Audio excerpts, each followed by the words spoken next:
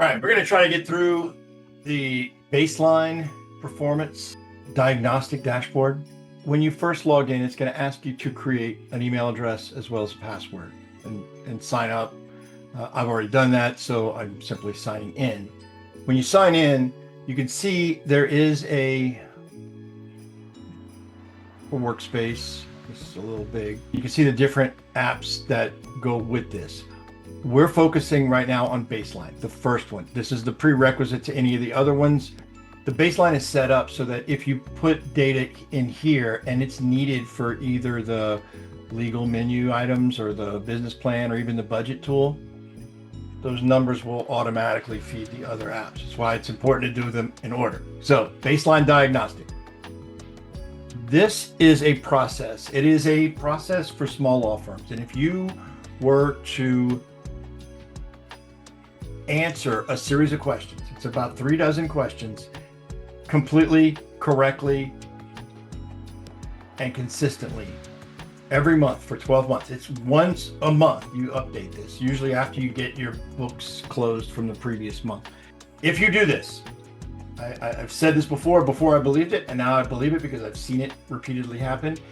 If you consistently do this, the raised awareness that you will have is going to put you on a trajectory to hit maybe your 5-year goals the next year. Not something that hasn't happened, but it's consistently doing it every month. It's very simple. It's just not easy necessarily. So when you're setting up a new one, the diagnostic is broken up into 4 parts. First part is money. When we're in the money section, the first question is how much have we collected? So what was the revenue last month? This number needs to be populated from your P&L. So what did the P&L for last month say was your revenue?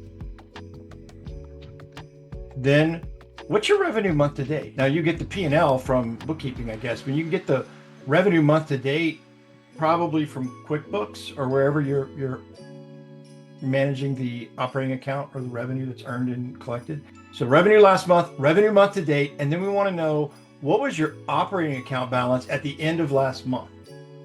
This is your bank statement from last month. Now, the next question is, what is your operating account balance today? This is forcing you to peek into these balances once a month. Next question is about expenses. How much money goes out? So what were the expenses last month? The expenses last month need to come from the exact same P&L where we got the revenue from last month. Projected expenses this month, well, they're usually going to look a lot like the expenses last month. Unless you hire a very expensive employee, or you let go of a very expensive employee, or you move out of a suite, or unless there's a drastic change, expenses month to month look the same or similar. Here's the first instance where I'm going to make people do math. What were the employee costs last month? And what I mean by employee costs, this is, anything employee related. This would be wages, salaries, bonuses, contractor payments, benefits, health insurance, retirement contributions, payroll taxes for everyone on payroll. And if you're the owner of the firm, and as the owner of a firm, you receive a W-2 paycheck, which I think is a great idea, that counts as employee costs. Make sense? Okay, so anything that's employee costs. So it's probably not all in one tight section. If you're watching this, you're probably with Stafi. Your Stafi bill would go here. The next spot is, what was your total profit last month? This is the last line from the same P&L that brought you this expense total and this revenue total. So we want to put the profit amount here. And what this does is it automatically calculates your overhead cost. You don't get to do it yourself. What you have, you put your revenue, and we put the employee cost. So revenue minus employee cost minus the profit is your overhead cost. And this is important for the dashboard, but this is what we call your rule of thirds. All of your money goes into 3 buckets, 1 of 3 buckets. You want to try to keep that as balanced as you possibly can. And when you're working as the CEO of a law firm, your most important role is to protect that profit, because that's the most vulnerable part of your entire operation. All right, so that's the monthly money diagnostic. Then we talk about risk. You want to total up all your personal debt at the end of last month. What was it? And this is the owner's mortgage, car notes, student loans, lines of credit, whatever debt the owner has. Not to be confused with firm debt, because that's the second question. Firm debt would be if the firm has a credit card, or if the firm has a line of credit, or if the firm has financed some equipment or furniture or something. Any firm debt, what was the amount at the end of last month? And realize when you're doing this every month, you got to revisit your personal debt and your firm debt every month. And that is something that not just lawyers, too few people do on a regular basis. Then we talk about taxes. I don't have to tell you that officers of the court are held to a much higher standard with respect to revenue, internal revenue service, etc. So 3 questions. Are you current on your annual income taxes? Are you current on your quarter income tax payments? Are you current on payroll taxes? It's a yes or no question and answer.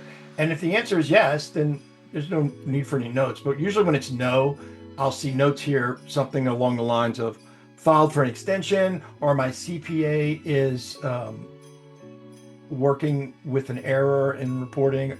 Something goes here. But this is a risk when you start seeing a lot of no's month after month, year after year. That can be a problem. That's a risk to the license. Also, trust account, just like we did in the money, where we want to know the operating account balance. I want to know the trust account balance at the end of last month, bank statement. Then I want to know the balance today, probably the bank's website. And what was the date of the last reconciliation? It's like a 3-way reconciliation where we have the case management process matches how much money's in the trust account. Can't have too much money in the trust account, and you can't have too little money in the trust account. It's got to be right. And that's what the reconciliation for. And this is a risk if you haven't done it in 30 days. Then the last question in risk would be accounts receivable. What was your outstanding AR, unpaid billed work that was earned but is not paid? This could be payment plans, but this could also be slow pay or brother-in-law favor type things. But what is the accounts receivable? We need to know what that balance is and what it looks like month to month. Is it growing or is it shrinking? Or does it exist at all? All right. The third section deals with capacity. So the first question is, how many active matters are open today? Total open matters. Now, you should be able to go to your case management process or system and do a report, open matters. Assuming you close your closed matters. And if you're not consistent or you're not sure that you're consistent about closing matters, that's a completely different situation. That's a conversation. But how many active matters are open? How many new matters did you open last month? How many new matters have you opened this month to date? Whatever today is. So what you'll see here is a revenue per matter last month, revenue per matter this month. This is not a number that you're figuring out. Revenue per matter simply means the revenue for a time period divided by the new matters for a time period. It's not an exact science, but it's a trackable, impactable number. And when you see something like, okay, revenue per matter last month was 28.43, revenue per matter this month is 27.78. Those are relatively close numbers. If this number looked like 10,000 and this looked like 500, we'd probably right away want to go figure out why. What's the problem? And when I've seen things like that, usually someone will say, oh, but there was a $38,000 check on my desk and I thought I deposited it, but I didn't. So once I deposit it, it's going to fix that. Maybe so, but let's know about that. Let's pay attention to that. Now, how many matters did you close last month? You know, we might have to define what closed means in your firm, but closed means it's finished. The client could open a new matter in the future, but that matter is closed. And then how many matters closed this month to date? And the reason this is helpful is when you see a number that looks like this every month, you know, 30, 40, 50, 20, whatever new matters, but we're closing 5, 4, 3, 2, 1 matters per month, eventually the active matters becomes unsustainable. So we want to be opening new matters, obviously, but we also want to make sure that we're closing matters, because we can get lost there, and it messes with our capacity. All right, final portion is what I call rainmaking. This could be networking, marketing, intake, sales, internet. How do you get potential clients to seek out your firm? Now, first blank is the number of referral sources today. Just about every law firm I've ever worked with gets some of their business, sometimes all of their business, from referrals. The referrals could be former clients, the referrals could be friends and family, the referrals could be professionals in a networking group, the referrals could come from other lawyers who are in different practice areas, or maybe a similar practice area, but you're the expert on something. At any rate, how many of those relationships do you have? We want an exact number. Sometimes people will tell me exactly what it is. Other times they're like, I got a bunch. Okay, well, that's a great project to work on. Let's go make a list. And then last month, how many calls did you have, or meetings did you have with a potential new referral partner source? Right? Because I don't care how many referral partners you have today.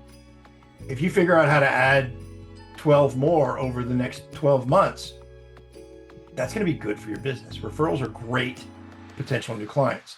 They close at a much higher rate. Their cost per lead is sometimes almost nothing. Referrals are the greatest and easiest and best way to grow your business quickly. How many marketing activities last month? This would count. I went to a networking meeting. I went to a chamber event. I had a booth at a trade show. I sent out a newsletter. I don't care what the activities were. How many did you have? Was it 0? Was it 100? It's probably somewhere in between. And then this comes from intake, and this is the last portion, but it's really important that we get this accurate. How many total leads did we get reached out to the firm? Now, this could be phone calls, this could be emails, this could be text bots, this could be snail mail, this could be walk in the front door. How many potential new clients contacted the firm last month? Last month, how many qualified leads were there? Usually they're not all qualified. And what qualified means here, early in the process, it simply means it's our practice area and it's in our geographical footprint. It's not, oh, I don't think they could pay, or it's not an A, B, C, or D type client rating. Is it your practice area? Yes or no? Do you do it? Yes. Do you serve the area where they're from? Yes. Then it's qualified. The number of qualified leads is usually smaller than the number of total leads. And then from the qualified leads, part of intake's job, in addition to getting a bunch of information, is to schedule the initial consult, the sales call, the discovery meeting, whatever you call. I call it a sales call, but I've never met a lawyer that was comfortable calling it that. But that's what it is. You're trying to get them to engage and sign a retainer and get started. That's the purpose of the initial consult, paid or not. So how many consults did we schedule this month? How many consults happened?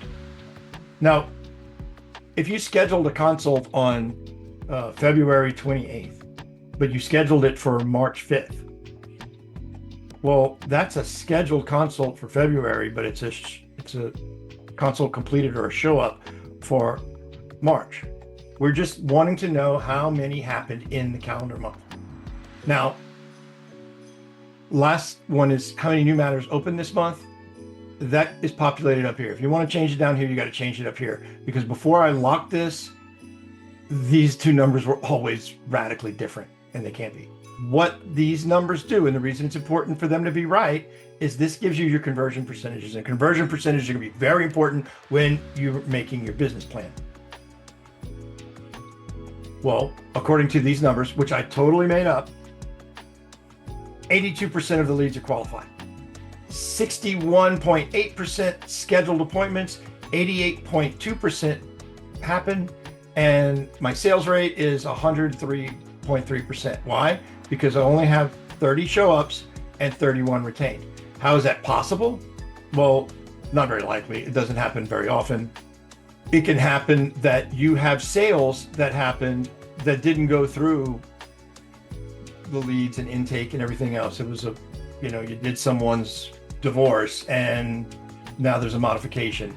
So they might not have even signed a new engagement agreement. I've seen, I wouldn't recommend it, but it doesn't necessarily come through the same flow, which is why I make it automatic, so we can have this conversation. Why are we getting new matters that are not showing up in our conversion percentage? We need to know. Whatever it is, there's no wrong answer. We just need to be consistent every single month. So when you're done with this, you click Save Changes, and this takes you to a dashboard. Now, we just filled out, it's June 2nd when I'm recording this. So when we filled that out, we were really talking about May's numbers. It's probably early to do May's numbers because most bookkeepers don't have your P&L ready by the 2nd, but we were talking about May numbers. You can go back in time and do this in January. And you can go back in time and do it before last year, or you can pick a month. Now, I went through and kind of manually filled this in with numbers so you could see what happens, but the dashboard is helpful. Okay, here's your revenue last month, and it was up 17.5% from the previous month, but the revenue per matter was down 9%. It was 31.25. Now it's, this last month was 28.43, but up new matters. We had 24 matters last month. This month we had 31, but the average case value was lower. So new matters increased by almost 30%, but less than 18% revenue growth. And it's because this revenue per matter number, that's why it's important. All right, so this will show you revenue year to date. This will show you expenses year to date. Fun fact, if this number is bigger than this number, it turns red. I'm so proud of that. But the average revenue per matter for the whole year is here. And here's the clients retained. Now, revenue per matter, this is not rocket science. I'm taking this number, dividing it by this number, and it's giving you this number. But still, it's all in one place. You don't have to check your math. This tells you what I'm averaging per matter. This tells me the total number of clients, my risk health. If I said yes to the taxes and no to the reconciliation, this is what it would look like. You want all four of these to be green if at all possible. And then here's 12 months of revenue, expenses, and revenue per matter. It's always good when the blue, which represents revenue, is above the red, which represents expense. But how much money the firm made is not necessarily this blue line. How much money the firm made is usually the difference between the blue and the red. So this, we had revenue of 88,000, but expenses of 45,000. Where the previous month, our expenses were almost 5,000 more, but our revenue was less. So we made a lot more money in this month than in this month. Our top end revenue was 91 in March, but our expenses were 70. So we made our most profitable month was May. But this type of ebb and flow that shows what you have, especially when you start putting last year and the year before, you start to see trends that maybe you didn't notice before. This is really, really helpful. Conversion funnel, this says last month totals. I've since changed that, but this is for the year. So this shows total number of leads, 749 leads this year. 594 of them were qualified. 298 scheduled an appointment. Well, right away, okay, there's a big drop here. 594 to 298. That's 300 leads that we didn't schedule with. This would trigger me to want to have some kind of second chance follow-up, check on you, how you doing, you good? Because whatever time and money investment you put into marketing, it got you these leads. And we sifted out the qualified leads. And when less than half of them schedule, we need to find out why, because these are valuable. These are qualified leads. 277 showed up and we retained 144. So here's your conversion percentages for the year. 79% qualified, 50% schedules, 93% shows up, 52 engages. That's helpful. We also do new matters, because you may notice January had 33 matters. February had 33 matters, but February's revenue was lower than January's. So that just means the average case value was different, but tracking the number of matters is helpful. And finally, rule of thirds. This is probably the last thing I added to this, and it's probably been the most impactful and helpful. The rule of thirds simply states that 100% of your revenue in a given month will fall into one of three buckets. The first bucket would be your employee cost. The second would be overhead cost, and third would be profit. Now, in a perfect world, there would be 33 and a third in each bucket, and that would be amazing, but that doesn't really ever happen. So I apologize in advance to my OCD friends. We're not going to get there. But when you're working as the CEO of a business, any business, but especially a law firm, the CEO of a business has one main job, and that is to protect the profit. Nothing else matters if the profit is not protected. And I will say this, when you have a shorter month than expected, your employee doesn't budge much, right? I mean, you still have the same payroll. Your overhead, rent and monthly recurrings, they don't budge much, you know? So when you have a slow month, profit is the most vulnerable. Profit is the one that gets squeezed the most. So you always want to see a healthy, rule of thirds. You don't want any of these to get squeezed, and you don't want any of these to get too big. When you start seeing this blue employee cost is like 60 or 70%, that means that you got 30% to split between overhead and profit. Who's going to lose in there? It's going to be profit. You have to protect the profit. And it makes it easier when you can see what you've done for the year, but then you can go back in time and actually see what you did month to month. And this is the dashboard. Now, what I like about the dashboard is you can export a PDF. I stole this from QuickBooks. What's the time period? So you could say last month, download a PDF, and you get a form like this. And it shows, revenue, expenses, new matters, clients retained. It shows the revenue expenses RPM chart. It shows the rule of thirds and your conversion funnel. How we got 24 retained with 100 leads. Okay. If we need to get 48 retained, we need 200 leads. That's what this is telling us. Also, all your, conversion funnel, conversion rates, month, revenue, expenses, everything you would need to kind of have an agenda for maybe a monthly autopsy of last month. But you can do it for the year, you can do it for whatever time period you want. And that's exporting to PDF. This is the baseline dashboard. This is the diagnostic portion. And make sure that you're collecting all of the relevant, important information every single month. We're not getting surprised at the end of the year because we were way off. The next app, and that's where what I call the legal menu calculator.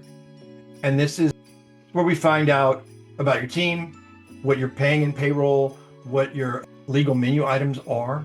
We tie this into things like active cases, create a menu of services. But what this does is this gives you a hypothesis for your business plan in the future. And it ensures that we're not overcharging or undercharging our clients. Either is bad. But that's my next video. I hope you enjoyed this. If you have any questions, reach out to me or anyone that's in client success here at Stafi. Thanks.